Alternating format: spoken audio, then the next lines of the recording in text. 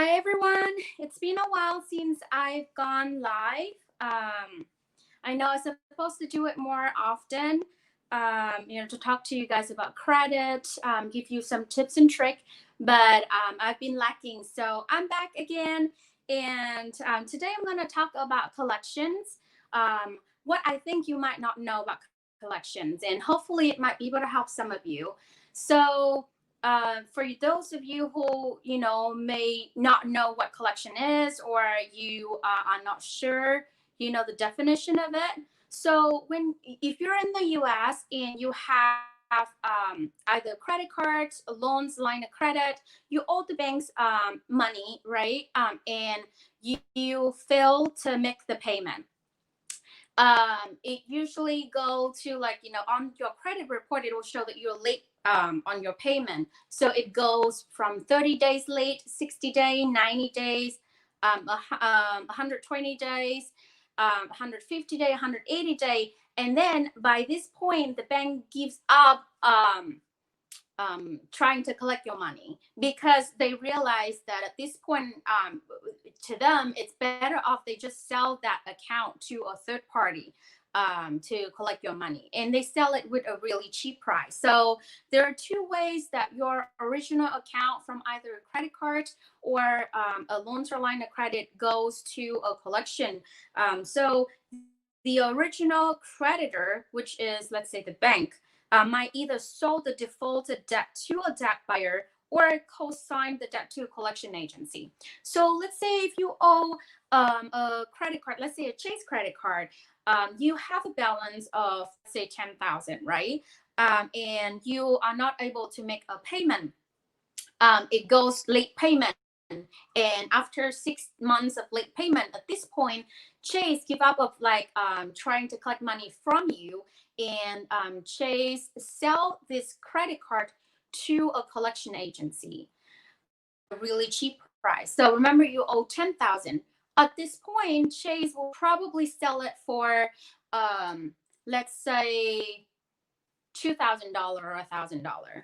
The collection agency buy it at a really cheap price and then go after you. They start harassing you. They make constantly making phone call, writing letters, sending out to you, and they want you to make the payment at the 10,000 price or balance, right?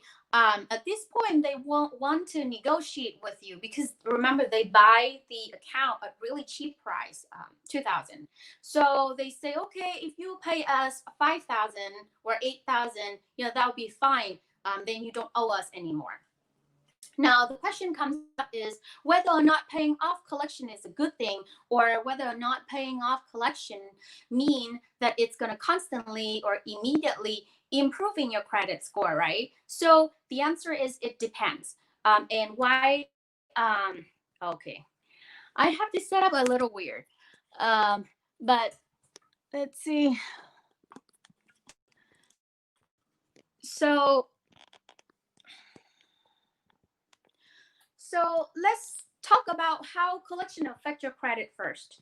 So previous video or live stream, I talk about what factors contribute to your credit score. Late payment takes part 35% of your credit score. So that being said, collection also takes part 35% of your credit score. And credit score typically range from like a 300 to 850. So you have 550 points to play with, right? So let's say, so now you have collection. So that's 35% of your overall credit score that's affected, according to FINRA, the Fair Credit Reporting Act. Now, it's natural to assume that paying off a credit a collection accounts will increase your credit score, but it's not like that.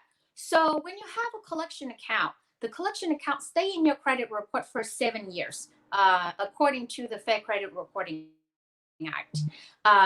You would imagine, you would think that after you pay off your collection accounts, it will disappear from your credit report, but actually it still stay in your credit report, right? So the collector, the collection company, like approaching you and harassing you and try to collect the money off of you, the moment they get the money, it doesn't matter to them anymore. They already have the money. So it's still going to stay in your credit report. And if a collection account stay in your credit report, it's still affecting you the same way. Unless, well, it depends on the type of credit report. So there's so many different reports out there. The credit data is the same, but there are different formula. There's Vantage scoring system, there's FICO scoring system. And within the FICO scoring system, there are so many different methods that they use to calculate your score. That's why if you check your credit score on a Chase app versus a Capital One's app versus like a Discover Bank's app and Credit Karma, you will see different credit score. Even though the data is the same, it's because they use different formula. So after you pay off your collection account, what happened is it will show a zero balance on your collection account on the credit report. However, this is an interesting part. There are different credit report models, right? The newer version will actually improve your credit score. Like if you look at a Vantage scoring system, so typically your banks providing your credit score, they use Vantage. If you look at the Vantage scoring system and the newest version, like a 3.0 or 4.0, then your credit score will be, it will show in your credit score improving. Or a FICO score 9 method, that it will show a difference in your credit score improving. But if you're someone who is looking to purchase a house, refinance a house, the mortgage lender use a different method. They also use FICO score, but they don't use FICO 9. They use, let's see, Equifax Factor Beacon 5, TransUnion Classic FICO 4, and Experian version 2. So they use the older version. And in the older version, even though you pay off your collection account, it's still showing on the credit report. So that's an interesting part. And then after you pay off, typically they have no business to worry about it or even try to remove the collection account off of your credit report. And that's why for those of you who are, trying to buy a house or refinance a house, by just paying off your collection account, it's still not good enough. Your credit score, when the lender look at it, Max, it's not gonna change anything because the lender use a different method when they pull your credit score up. So one thing though, if you believe that your credit score or your collection account is not reported correctly, what you can do is you can challenge it.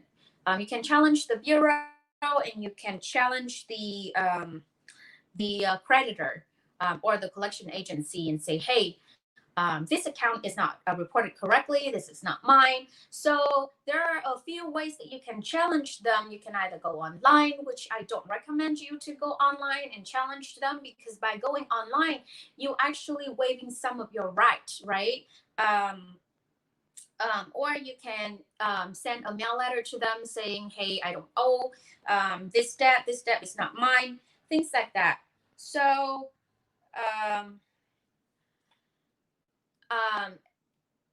bottom line is, if you owe a collection account, if you have a collection account reported on your credit report, by paying it off, it's not going to help you if you're someone who looking to purchase or refinance a mortgage, because the lender use a different system to pull up your credit score, and a collection still going to show on that particular report based on the formula that they use. So you might want to challenge them, right? You might want to, if the thing is, the consumer under the Fair Credit Reporting Act, consumer has the right to challenge anything that they believe is not correct on their credit report. So if you believe that that particular collection account is not correct or it's not yours, you can definitely challenge them and put the burden of proof on them. So, if they cannot verify that that particular collection account is yours, that debt is yours, then they have to remove it off of your credit report. If, however, they can verify that that debt is yours, then that account stays. So the next time when I go on live, I will talk to you about how to improve your credit score after your collection is already reported, on your credit report. But I just want you to know, because I have heard a few scenarios that people have collection account and they just went ahead and agree with the collector and pay off the balance without knowing that their collection account still actually show on the credit report still. So I just want you to know that, and you have the right to dispute anything that you think is not correct on your credit report. So next time I'm going to talk about how we're going to challenge it, and actually next time I'm going to talk about how you're going to improve your credit score after the collection is on your credit report. So that's it for today. Thank you for watching, and if you have any questions, please let me know. I would love to help you. Again, my name is Jennifer with Gen Financial Solutions, and if you're looking for professional help with a credit restoration, I'm here to help you. Thank you. Have a great night.